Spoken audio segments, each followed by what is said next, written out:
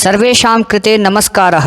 अद्य वयं संस्कृतस्य अक्षराणि विषये चर्चयामः। संस्कृते कति अक्षराणि सन्ति इति विषयम् अवलंब्य वयं चर्चयामः। आज हम चर्चा करेंगे कि संस्कृत में कितने अक्षर हैं या कितने वर्ण हैं। तो सबसे पहला हमारे दिमाग में प्रश्न आना चाहिए कि अक्षर किसे कहते हैं। अक्षर का अर्थ होता है न क्षरति इति अक्षरम, जिसका कभी भी क्षर नहीं होता है, जो कभी भी समाप्त नहीं होता है। तो चलिए हमारे मन की जिज्ञासा को शांत करते हैं कि संस्कृत में कितने अक्षर हैं।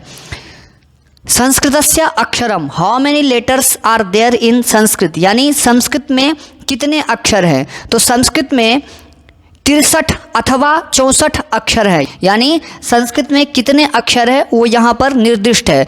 तो संस्कृत के अक्षरों को यानी वर्ण को 5 भागों में विभाजित किया गया है। स्वराः, व्यंजनानि, अयोगवाहाः, यमाः और आर्षवर्णाः। तो इसको क्रमशः एक एक अक्षरों को, एक एक वर्णों को, एक एक प्रक्रम को जानने का प्रयास करेंगे कि स्वर कौन से होते हैं और स्वर किसे कहते हैं, व्यंजन क्या है और व्यंजन कितने होते हैं, अयोगवाह क्या है और अयोगवाह कितने होते हैं, यम क्या है और यम कितने होते हैं, और आर्षवर्ण क्या है और यह कितना होता है। जैसे कि यहाँ पर तालिका में निर्दिष्ट भी है और ये क्या क्या होते हैं, इसका क्या क्या उपयोग है, इसको हम जानने का प्रयास करेंगे। और कुल मिलाकर 63 अथवा 64 वर्ण है। तो चलिए देखते हैं, अपने निर्दिष्ट बिंदु पर चलते हैं।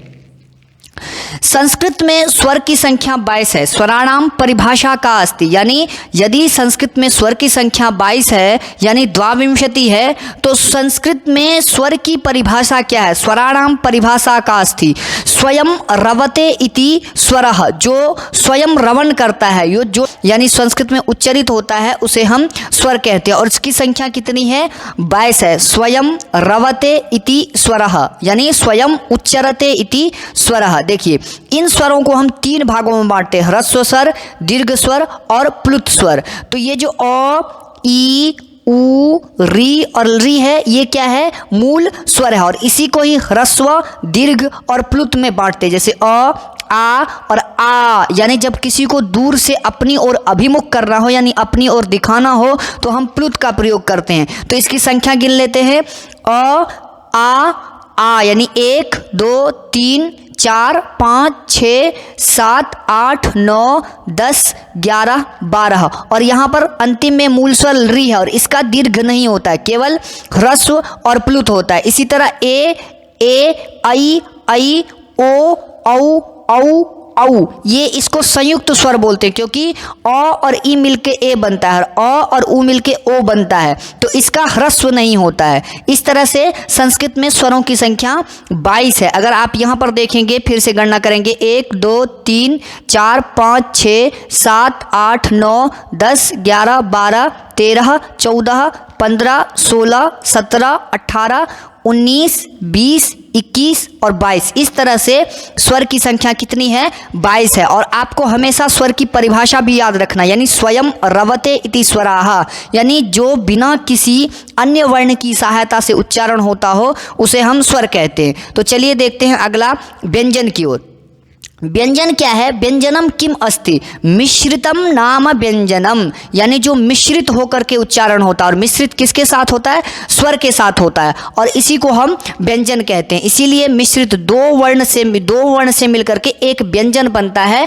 बिना स्वर की सहायता से व्यंजन का उच्चारण असंभव है, इसीलिए हम इसे मिश्रित वर्ण कहते हैं और व्यंजन भी कहते हैं इसको। व्यंजन का मतलब ही होता है मिश्रित होना। जैसे इस व्यंजन को भी 3 भागों में बांटा गया है, स्पर्शाः, अंतस्थ और ऊष्म वर्ण, यानी स्पर्श, अंतस्थ और ऊष्म वर्ण, ये 3 भागों में बांटा गया। देखिए स्पर्श जो होता है वो क से लेकर के म तक होता है और ये 25 होते हैं। एक वर्ग के अंतर्गत 5 वर्ण होते हैं, जैसे क ख ग घ ङ च छ ज झ य ट ठ ड ढ ण त थ द ध न।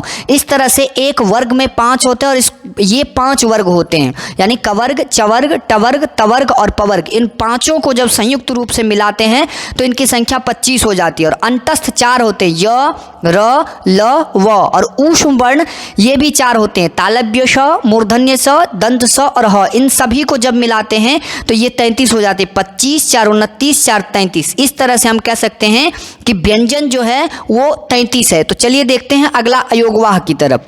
अयोगवाह किसे कहते हैं? अयोगवाह कहते हैं, इसके नाम से यह स्पष्ट है, अयोगवाहा किम विना योगम न वहंती इति अयोगवाहा, जो बिना किसी योग के चलन नहीं कर पाता है, यानी ये हमेशा स्वर के साथ ही चलता है, इसलिए इसको अयोगवाह कहते हैं। जैसे देखिए ये 4 है संस्कृत में अयोगवाह, अनुस्वार, विसर्ग, उपध्मानीय और जिह्वामूलीय। जैसे अनुस्वार यहाँ पर देख रहा है, अनुस्वार औ पे अनुस्वार यानी स्वर के साथ ही हमेशा चलता है। और विसर्ग, अह विसर्ग, प और फ के पीछे जब विसर्ग होता है तो उसको हम उपध्मानीय कहते हैं। उसी तरह क और ख के पीछे जब विसर्ग होता है तो उसे हम जिह्वामूलीय कहते हैं। जैसे इसका एक एक उदाहरण है, रामः फलम खादति। ये सामान्य संस्कृत में बोलते हैं, लेकिन जब इसको हम एक सही तरीके से उच्चारण करेंगे तो राम फलम खादति, यानी उपध्मानीय का उच्चारण ओष्ठ से करना पड़ेगा। और जो जिह्वामूलीय है, जिसके पूर्व क और ख के पूर्व में विसर्ग आता है, जिसे देवक कविताम पठति, यानी उपध्मानीय का उच्चारण आपको ओष्ठ,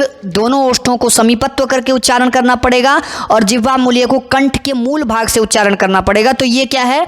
अयोगव्याह है। अगले वर्ण की ओर चलते देखिए, अगला जो है यम है। ये केवल वेदों में प्रयोग होता है। यम वर्ण जो है वो वेदों में प्रयोग होता है, जैसे कुम, खुम, गुम, घुम इति यमाह सन्ति। ये 4 वर्ण क्या है?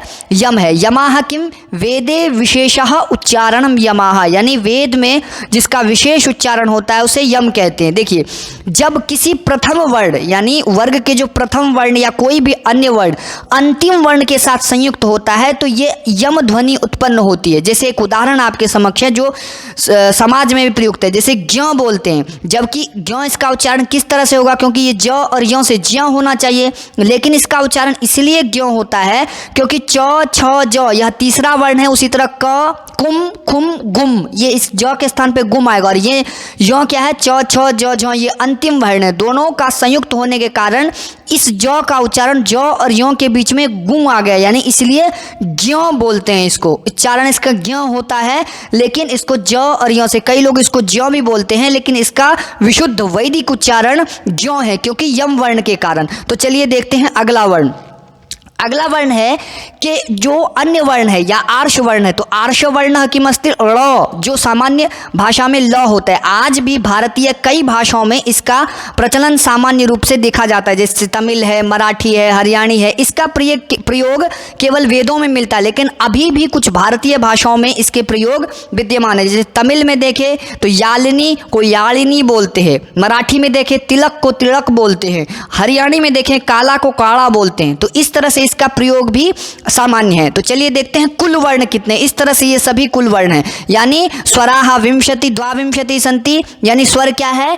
22 हैं, व्यंजन 33 है, अयोगवाह 4 है, यम वर्ण 4 है और आर्ष वर्ण 1 है। तो जब इसको हम कुल जोड़ेंगे तो इनकी संख्या पूरी 63 या 64 होगी। धन्यवादाः। संस्कृतम अक्षरम इति मत्वा संस्कृते 63 अथवा 64 अक्षराणि सन्ति। धन्यवादः। हृदयेन धन्यवादः।